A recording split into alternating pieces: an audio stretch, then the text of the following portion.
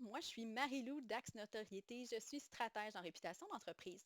Aujourd'hui, je viens de parler d'un petit oubli et une erreur que je vois fréquemment lorsqu'on possède un compte Google My Business, Google Mon Entreprise ou une fiche GMB qu'on peut appeler communément. Souvent, on va créer la fiche et on ne retouchera plus par la suite. Il y a trois piliers au référencement local et un des piliers est la pertinence. Et pour te permettre d'ajouter de la pertinence à ta fiche, ben, Google doit déceler que tu l'entretiens. Et une des premières choses que j'aimerais te conseiller, c'est lorsque tu pars en vacances ou que ton entreprise est fermée pour des congés fériés, c'est de mettre ton horaire à jour. Donc, je t'explique comment faire juste ici, ce ne sera pas bien long.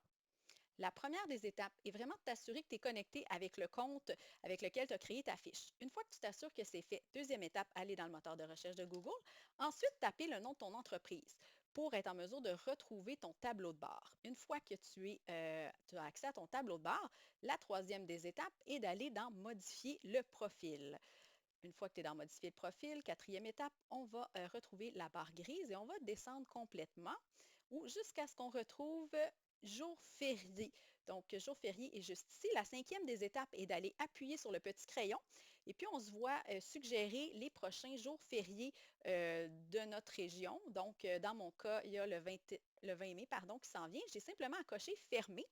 Ce que je te conseille, c'est vraiment de prendre le temps d'aller tout faire en même temps. Là, je ne le ferai pas pour le besoin de la cause aujourd'hui parce que je donne la formation, puis je vais les faire au fur et à mesure. Mais pour toi, je te conseille vraiment de prendre un moment puis d'identifier tous les jours fériés. À laquelle ton entreprise va être fermée pour vraiment aller les placer tout de suite.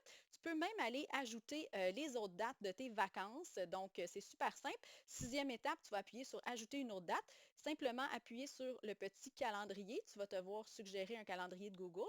Et puis ici, disons que le 29 mai, je suis en congé, simplement appuyer sur OK. Donc, une date que j'avais déjà sélectionnée, pardon. Donc, disons le 30 mai, j'ai juste appuyé sur OK.